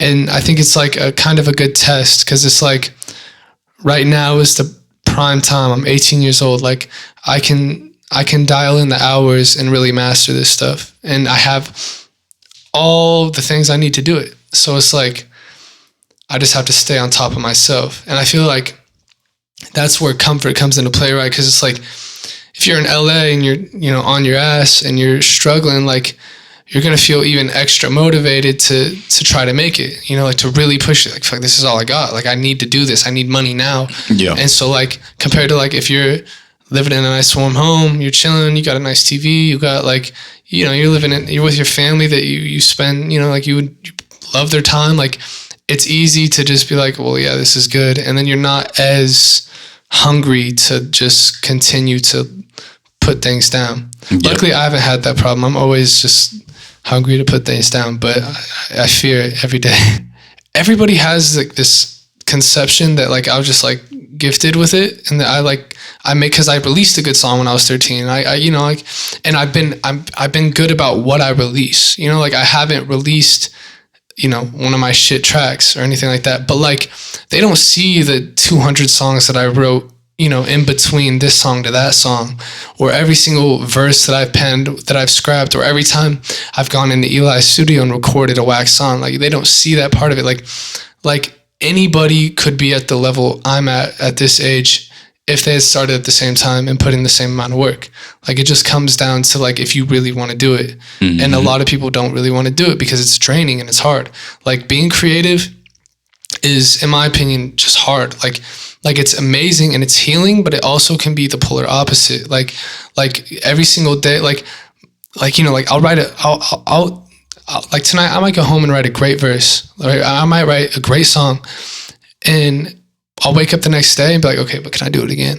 Like there's always like, you know, like there's always that question. Like as soon as, like I read this book called The Artist's Way, and it touches on it. It's like, there's like this hunger that you have every single day. And if you don't feel it, you have like this dissatisfaction with life. Like if I don't write for a day, like I just feel like shitty. Like I feel like it's like the equivalent of like being addicted to coffee and like not getting your coffee in the morning and then having to go about the day. Like if I don't get my fixing of like feeling accomplished, like I did something creative and made good music, it like drains my mental, like, and it actually like physically like affects my mood and like how I do other things. Like if I can get something, like I go about the rest of my day so much better if I know that I did something productive with like my music.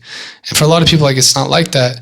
And I think that's kind of like the separation. But if you're going to do it full time and commit to it, like you have those days. Or when you do pen a bad verse and you're like, oh wow, that was rough. Like how did I make this song, but then I wrote that? Like, you know what I mean? Like mm-hmm. You have to kind of grow. Like it's all peaks and valleys. Like I'll have months where I'll write, you know, some of the best work I've ever made. And I'll have a month where it's like, I still wrote every single day. Like I'm still like keeping my pen sharp, but nothing was inspired. Or like, you just won't have anything you want to write about. Like life has to be inspiring too. Like that's like a big thing. Like you can be skilled at this, but if you can't put great emotions into it and like real experience into it, it's hard for people to like really like appreciate it in a sense, because it's like when it feels real, when it feels like it's like a real thing you're speaking about and not just you trying to rap, it instantly just adds so much more potential for people to connect with it. Mm-hmm. And like music can sound lifeless like really easily, and that's like the issue is like that's one thing that I think has kind of been like a natural thing that's come from me, is my ability to express emotions into my music. That's been something that I'm really blessed to have. I'm able to like create songs that are attack like, you know, heaviest subjects of my life, like being able to write a song about my sister's addiction, or being able to write a song about, you know, my daddy issues. Like those types of things are what has made my music what it is and what separates it. And it's like, I think that's what makes the best music though. Like by like a long shot. I mean, you look at the biggest artists, or like at least the most impactful artists, you know what I mean? Like almost all the most impactful artists, you can hear that. Like these are real people writing down their real experiences or mindsets or emotions. So, and it becomes compelling. Yes. You know, when you can relate, that's what you really want to do. And so I think you got it exactly right, man. Thank you, man. I appreciate it. Yeah. I love it because, you know, there's the idea of, well, even trying to keep in the line of like, I'm going to try to put my own music out there that's me. It can be sometimes easy to say, well, I want to sound poppin' and I want to, you know, do like what's poppin' and everything like that. And it's a fine line. You know what I mean? No, definitely. But you've got it pretty clear. Like I want to do it for the music because I want to get my music that sounds like me out there. Yeah. And when you have people like Kendrick as, you know, your inspiration, man, that's exactly what he's doing, man. I love that, man, because Kendrick is the Pac. He really is. He's the Pac of this generation. You know what I'm saying? Like Pac was. I love Kendrick. Kendrick is in my top 5. Yes, just because of the quality of his albums. You know what I mean? From Section 80 on. Yeah, you know what I mean? Like, but like Pac is floating in top 3 for me. You know what I'm saying? And that's just because he was so compelling. And that's the compelling in his ability to put emotions into his words. It wasn't that he was the most skillful, or even he was obviously very skilled, but it wasn't that he wasn't Nas, or he wasn't right. Like it wasn't that. It was the fact that like what he was saying was real and it was 100% authentic and people related to it, and that's what made his art dope. Yep. And you could hear it in his voice and his tone and what he was saying and everything about it. And that's what makes the dopest artist. Yep. Like exactly. Like, and it's like literally that, in my opinion, that's Pac's legacy, is like his ability to, like, when you hear him, you're like, yeah, this is him. Like, this is exactly what he's feeling and saying. And people respect that. People love that. Yeah. Timeless, like you said, timeless. Timeless, exactly, man. And Kendrick had Pac to look up to, that made Kendrick who he was. Yep. And man, you've been looking up to Kendrick. Yep. Hey man, they sparked another mind. That's They don't. Nobody even knows yet. That's like I love. That's what I love. You know how like when you find that underground artist, like you really hold them dear, and you're like, oh, like I found this guy. Like this is my guy. You know. I'm like that with myself. Like nobody even knows yet. Like I'm gonna be the hottest thing people ever seen, and nobody even knows. Like it's so funny to me. Like I love being underrated just for that. Like it's like I love that. That's dope, man. Yeah. I gotta tell that to my kid, man, because you gotta have that energy. Yes, you have to, dude. You have to. This world is gonna try to beat you down. Oh yeah, dude. It's just how it is. Nobody wants to believe that somebody could be great. Like that they know. Like nobody because they feel like they can't be that themselves, and so it's like they're like, if I can't do it, then you can't do it. Yeah. Like, well, why would you be any different than me? And it's like that's the difference right there. Is the fact that you think you can't do it. Right. Like I think that going at that mentality with life for anything you do, just feel like you can be the best at it, because I don't think there's any reason you can't. Like that's the biggest thing. Yep. We're all growing. We're all growing. Yeah. And I got a lot of time to grow. So that's like my biggest mentality. Like I know I'm young and I got to keep just grinding and working and continuing to make dope music, which I will. Like that's the biggest thing. Yeah. Oh, I know you're going to, man. I'm going to definitely have my eye out for you, man. I appreciate it. So I haven't checked out Grow Up. Yes. But I need to go back and check that out. You said there was some features on there? Oh, yeah. Local people? Who was it? No locals. Nope. Okay. Yeah. So like a lot of Nashville artists. Wow. So because Austin Chaplin, he executive produced it and produced most of the project, and we worked on it together a lot. And so like he was able to outsource for like artists with him and like bring them in and like that. So like I have, and like there's only one rap feature on it, and then the other features are like there's this vocalist named Tara, beautiful voice, and she like just does this really great hook on one of the tracks. And then I did like a co-song with this other artist where like he did like the first half and he's like really kind of singing on it, and then like the beat completely flips and then I'm like rapping on it. Oh shit. And yeah, the project is great and it tells a full story, and it's like it basically kind of just like builds out the growth of adolescence and stuff like that, and it's a great project. And with the one rap Namir, he just got signed recently, but he's a really, really, like he did a ton of the bass for like TDE. Like he did like bass lines for a ton of like artists and Top Dog Entertainment, and like bro is crazy. So we went back and forth rapping. Like I think it was like I had 3 verses, he had 2 verses, where it'd just like be quick, and then he'd hop in, and then I'd hop in, and then he comes in and drops the most fucking like angelic hook you'll ever hear in your life. Like bro has incredible vocals. Like he's just wild talented. Crazy range. Yeah, he's amazing. Yeah, so like, and that's on Grow Up. Yeah. In terms of like, the what's beautiful, like the musicality on Grow Up is what I love, and the pure hip hop on Select Few is what I love. And then it's like now, like my goal with like the next project I make is to kind of like really fuse these two,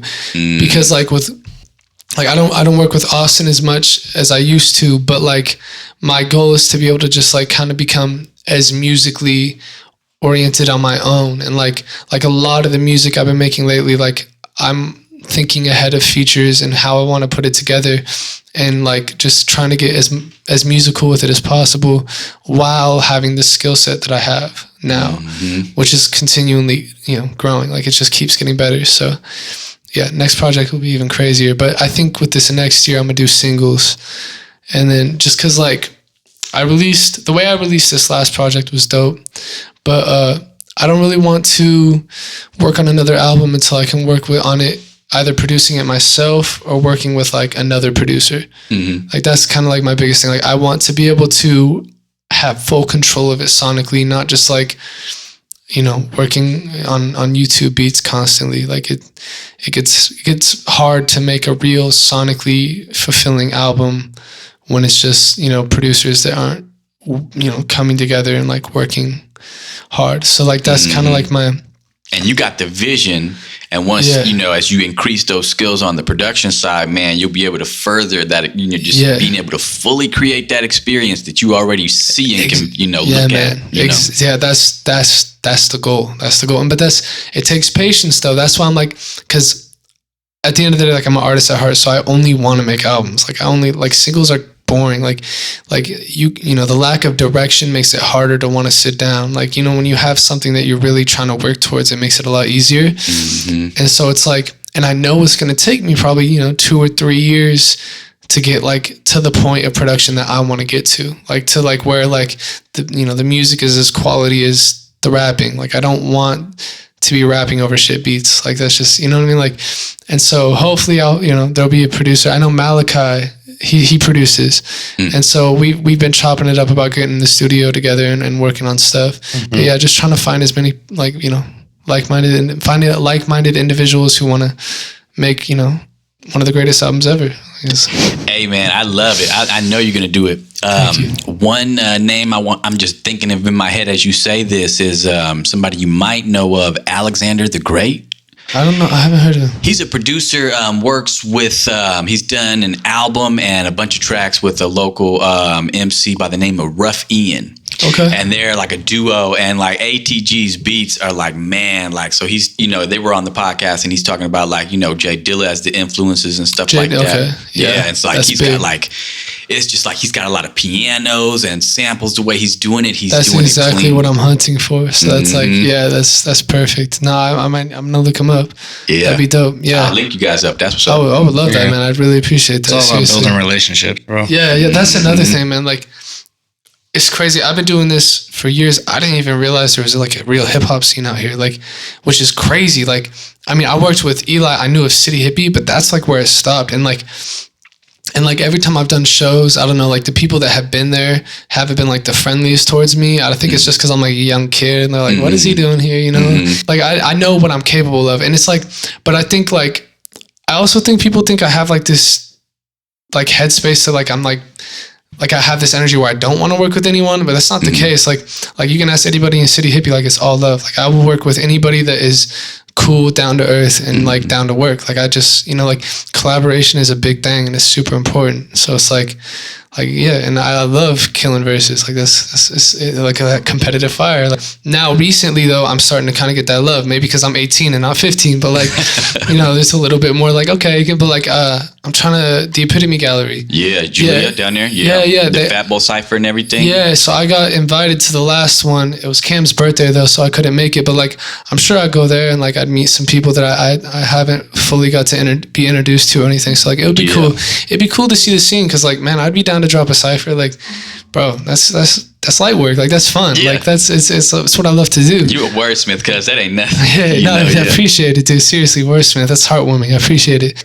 At the end of the day, like, I would love to at least just, like, see the culture because I know you, like, the way you talk about it and the way I've heard about it on some of the stuff I've looked into. It seems like it's like there's a pretty big scene here, which is crazy to me. Like, it's awesome. Yeah, I love it, man. It's like, and I just real quick, I almost like to say this on every podcast episode I can. I ain't commandeering your episode, cuz, but I just want to say, like, one of the reasons why the hip hop scene around here, people have a hard time finding it is because local media isn't doing enough to give hip hop its due exposure, man. Not only that, local media is doing worse for the artists, dude. Like, the way they acted towards City Hippie was just like totally embarrassing. Like, you have guys out here that are actually making quality music that sounds great sonically in the ear and is, like, creative and like creative music videos, and your choice, instead of uplifting that and being like, wow, this is a really cool thing that's happening right here in Humboldt,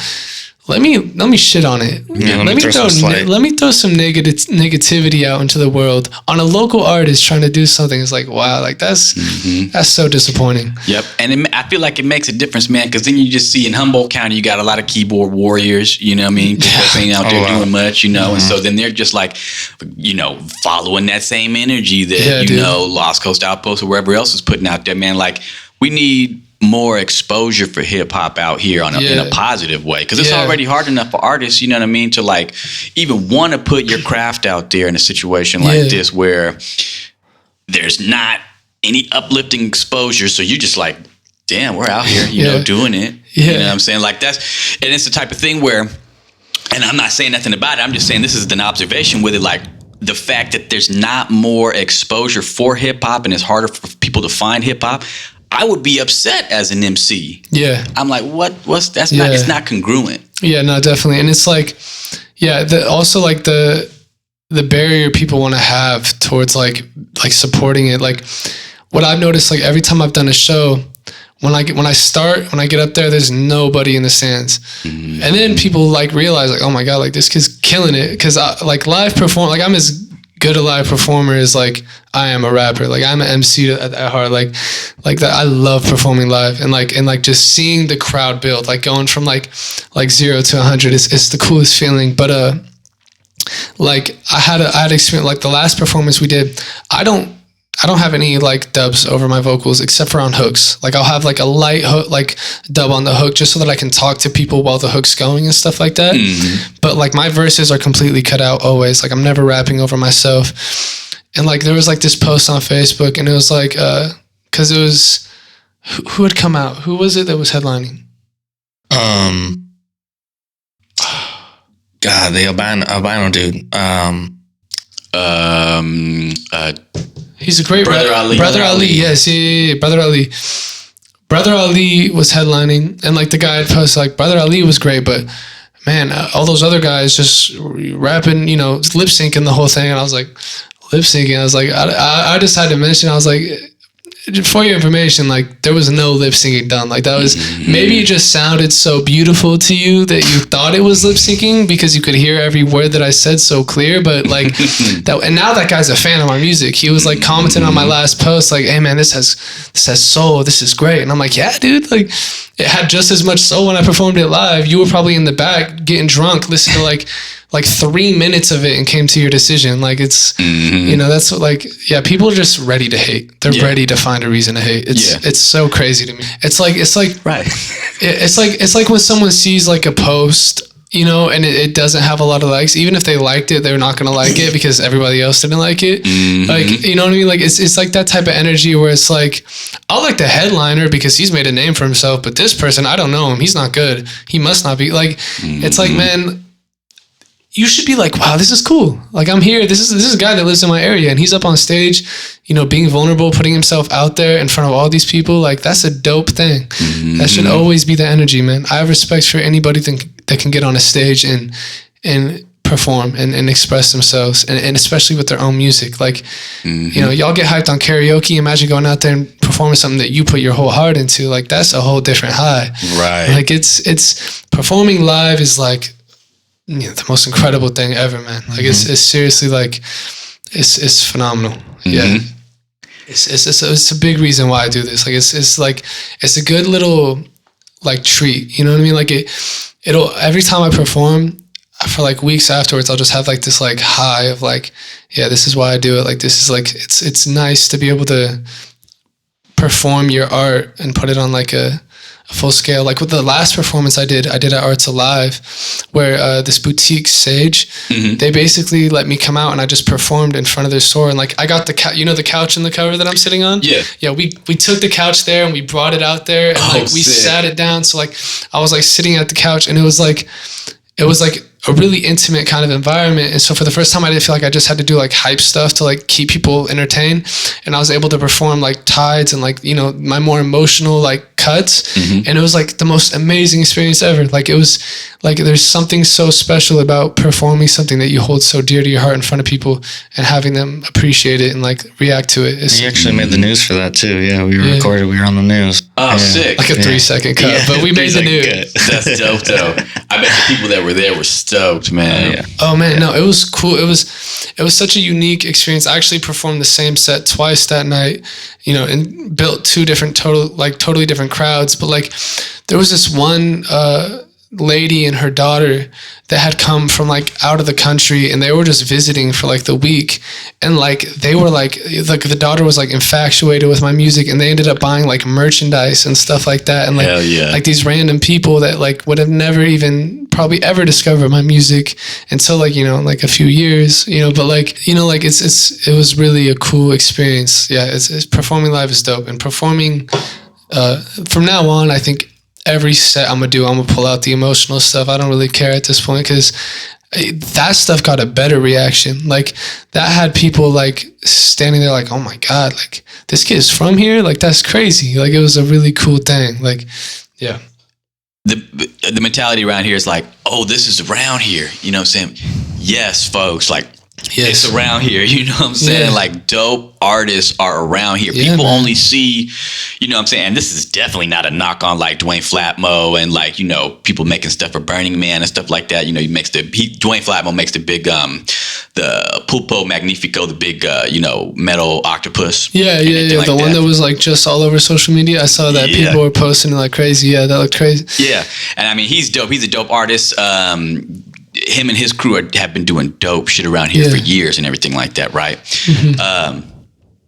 That's one facet of art in Humboldt County, and it gets like a lot of respect. You know what I'm saying? Like, they got a whole church. They got El Churcho de Pulpo Magnifico. Like, it's an actual church of people that like, you're not actual church. You know what I'm saying? But a Facebook group. You know what I'm saying? But you know, supporters around here. There's like a lot of people supporting it because it's dope art. Yeah. Right? Yeah. Well, I think if people got the proper exposure to the hip hop artists around here, knowing there's all levels of generations, because there's folks younger than you, there's your generation, there's folks older, you know what I'm saying? So it doesn't even matter like who you may like. If you like the old school type, you know what I mean, and likes the old school, that's out there too. Yeah. You know what I'm saying? Like, people are doing it in Humboldt County. The music is dope. Yeah. And so shout out to you for continuing it, for not just coming into the game and like, you know, just wanting to be a part of it and just putting out what sounds dope to get, you know, maximum likes, etc., social proof, etc. You know what I'm saying? You're just staying true to you. Yeah. And that's love. And the beautiful thing is, if you really, really love music, your sound will still hold relevancy. Like, if you really love the music, you'll see where the beauty is and what's popping, and be able to make it your own, and like be able to add that touch of modern energy to it. Like it, that's like someone like Kendrick. Like you see him going on songs with Baby Keem and having fun and doing stuff because like at the end of the day, something's popping because for like a reason. Like there's a reason that it's, you know, people like that thing. If you can see the, you know, the musical side of it and the thing that you really like is appreciated and be able to implement it into your own work somehow, then that's how you don't fall off, or like how you can be yourself and stick to your roots while still making a sound that has potential to garner a large, you know, fan base and a lot of attention. And so that's like what I'm, you know, always trying to do is like just develop my sound and listen to all music and see how I can continue to write these dope things, but maybe make it, you know, more accessible for these people, all because like it's good to be able to have like the more people that my music can reach, the better. Because it's like at the end of the day, like as long as I'm getting my message across in the song, like I could reach a whole different group of people maybe if I just develop this one talent or this one skill set and learn how to, you know, mix it into the music. That's what I've been doing recently. Like recently that's kind of been my mentality. Like I'm trying to, like the next single I have coming out at some point early next year is like totally different sound from anything I've released so far, but it goes crazy. Like it's a wild song. Like it's I can't wait for that song. Oh man, I'm gonna be on the lookout for that one, man. Be on the lookout. It's crazy. I wrote it during like a really crazy point of my life, and it's like just 100% like real like emotions. I mean, all my music is that, but like it was like I worked on it for like just like 2 weeks straight. Like I was just locked in the studio, just like it came out really good. That's dope. Yeah. Thanks. Yeah. I'm excited for that song. Me too. One other side effect too, like you were talking about just a minute ago, when you're doing your own music and making it you know what I mean, is it's also feeding your own soul. You know what I'm saying? Yes. We need that, you know. And then when you're actually able to, on that emotional level, like you're talking about, touch other people and connect with them, you're feeding other souls, man. Like that's like, I hope the people that are actually genuinely, I'm sure Kendrick is out there, knows what he's doing. You know what I'm saying? Of course. Like I hope the people that are out there really doing that, like appreciate themselves for that, because we all need that through the music. Dude, you know, man, I'm not shit yet, and the amount of people I've had tell me that my music made them cry, like that, there's nothing like that feeling. Like it's like that's like the most, like I've had people open up to me about their whole life stories because like tides connected with them. Like they told me, like, I mean, paragraphs, all because of a single song. I'm like, dude, like this is why I want to do it, and this is why I want to be bigger, and I want, like, it's not about the fame or anything like that. It's just about like being able to make art that really connects and heals people and helps people. Like that is like, it's a beautiful thing, and I can do it in a way where I'm healing myself in the process. Like that's like that's what makes music so amazing, and what makes art so amazing. I think it's, and the thing is too is that like Rowdy's really, like, a lot of his music is really deep, but it's because he's actually putting the work in. You know what I mean? Like he's actually like focusing on his mental health and meditating and trying to figure out how to be better, because like one thing that I've always tried to teach him, like in this life, like if you're not growing, then you're dying, right? So like people get content with their situations, which kind of goes to like back to like the whole teacher thing. You know what I mean? People get content. They got their collegiate credits or whatever. They became a teacher, but then they slowly die because they're not continuously growing, because they're looking for that retirement. You know what I mean? But it's like, when you boil it back down to any kind of money or anything like that. But if it's about passion and about pure love, then like at the end of the day, as long as you're putting the work in and growing, then you never know what the top will be. yeah, exactly. That's a bar right there. That's bars, man. Cam spits a lot of bars. He's been a little quiet, but hey, man, he'll drop gems all the time. That's why I got this guy by my side. Yeah. That's like another thing I really want to point out is like this has been our journey together. Like it's called, like, our business that we started a LLC is Rowdy Music Entertainment, but it should really be Rowdy and Cam Music Entertainment. Rowdy Music Entertainment just kind of like, you know, it slides a little bit. It sounds nice. Well. Yeah. But like this has been, every experience I've pretty much ever had that's been like wild. Like he's been in the studio for almost everything I've recorded, in terms of that's out at least. Like it's really been like, I'm truly blessed to have this dude supporting me, and having someone see what I see in my vision of myself is crazy. I have this theory that in another lifetime, Rowdy was my older brother. Yeah. And, you know, because growing up, I always wished I had an older brother, and I try to embody and be that older brother that I wish that I had, right? Mm-hmm. And it kind of like hit me like a few months ago that like, I think that in another lifetime he was my older brother, and so this is kind of like me getting him back, you know, in a way. Yeah, the soul tribe, man. Yeah. So it's been an experience, man. Like, you know, from DJing and becoming like a leader in that element, and then also seeing Rowdy come up and being able to kind of like guide him, and like, I don't know, it kind of like connected that like we're all pieces of this puzzle together, you know, like nobody can make it alone. Yeah. We learn a lot from each other as people. That's facts. It's been like a constant learning curve and process, and we've just been, you know, we grow as humans, we make mistakes, you know, we have our fuck ups and we fail, but like as long as you have that support, like we have a foundation of like a wonderful, amazing family. And so it's like, I don't know, that's why I always just have the mentality of like the sky's the limit, because it's like I already have my team, I have my select few, you know what I mean? It's tight knit, but it's like it's a real foundation of people that believe in what I'm doing and see the vision, and it's like, yeah, there's no way we can fail, in my opinion. Like that's what's up. Yeah, mm-hmm. It's hard to do this alone. Like I couldn't have ever done this alone. Like it's hard to do something like that alone. Yeah. But it's also hard when you have people doing it, you know, that you don't really trust. Or like, right. When you got family, when it's blood that's involved, you know, it's like, you know, it just we got to even kick blood out of the family because they didn't connect. You know what I mean? Like it doesn't even got to be about blood, because there's a lot of other people that have been involved in this journey that have just like, almost like certified that like it's the right direction. You know, I also want to give like a shout out to like La Russell too, as far as like somebody from the 707s a little bit south that is doing it all organically from the ground up with his family out of the freaking garage. You know what I mean? Like, oh, dope. That's what's really like those types of environments and scenes is like what we're shooting for right here. Like we know that we have a social media platform that can reach a certain amount of people. And once it does, then what we want is to be able to have a room at the table to have a conversation, because, you know, we know that we're from Humboldt. We're not in LA. We're not in these huge markets where, you know, we can tap in with thousands of people really easy on any given day, you know. Mm-hmm. But the right person, when we can connect with the right person, we're gonna have, you know, our vision is gonna be so set up correctly that like. That's like another thing I think we learned during the LA experience. Is like, we're better off doing this. I would have got fucked so bad.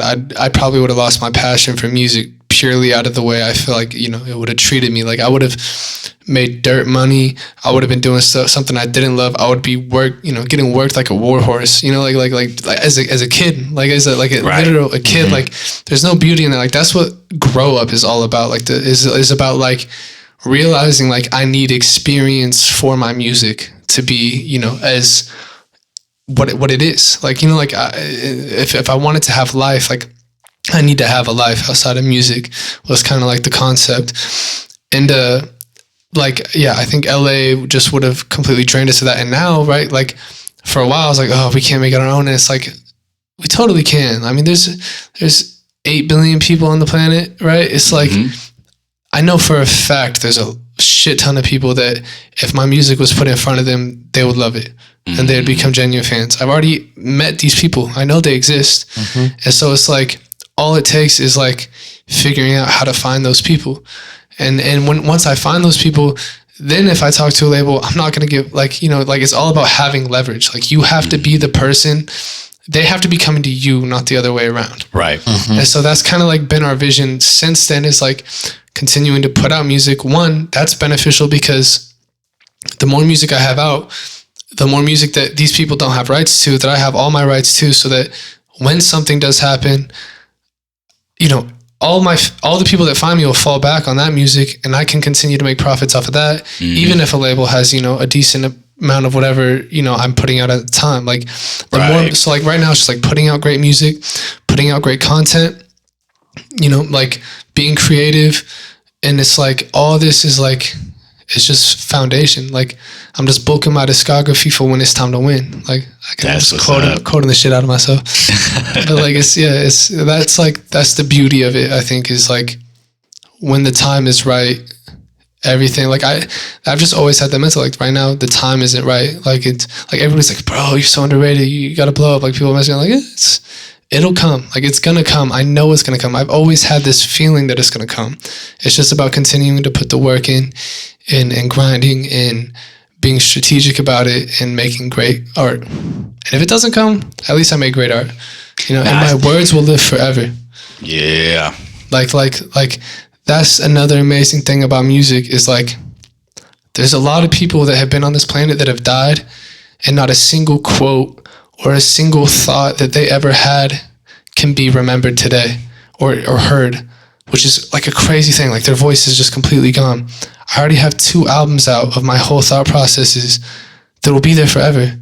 Like, anybody can, like, really check that out and hear my mind and, like, what I was feeling or what I was thinking in 100 years. Like, that's like an incredible, you know, if like internet apocalypse doesn't happen, but like, hey, it's still gonna exist. It's still gonna exist. Maybe someone will find my notepad somewhere and be like, and it'll be in history books. This was poetry written by a human from 2013. Yeah. Not 2013, 2019 is a better. And the bars would still be eloquent, you and know. The bars will still be eloquent if they find the right pages on the notepad, you know. Hopefully they'll find the rough days. That'd be bad. But yeah, I see that you are great with your thought. Like, you just talked about your thought process, but like your thoughts and your vision. Yeah. You know what I'm saying? Like, not most, I don't want to be harsh on human beings, you know what I'm saying? But I think, like, most humans lack that. Yeah, it's hard. It's hard. Mm-hmm. I'm really blessed. Like, I'm really blessed to have just kind of known. Like, that's like a big thing. I'm really blessed. And I'm blessed that, like, I have people that believe in me, and it's helped me see my vision so much more clear. Like, like, I'm definitely blessed to be in the position that I've been put in. It's just like, now it's just putting in work. Like, that's kind of the mentality. Yeah. I'ma love to see it, cuz.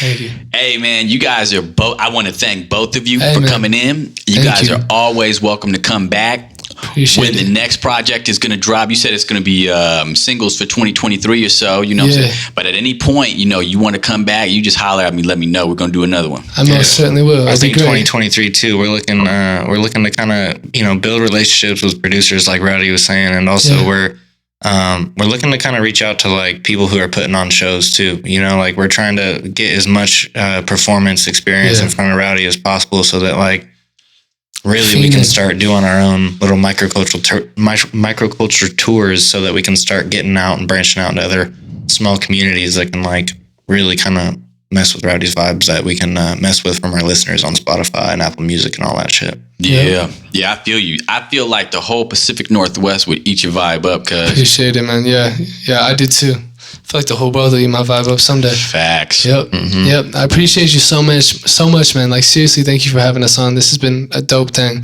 And this is like the first ever, like, podcast or interview type thing I've ever done. So it's been, like, really cool experience. Super cool guy, man. Appreciate it. Hey, man, I'm thankful to have you on, because when you go up to the top, man, don't forget about, you know. I'm not forgetting about Humboldt, man. This is roots. 18 years purely here, man. Like, once he's on Sway, we'll still be talking about Humboldt. You know what I'm saying? Yes, sir.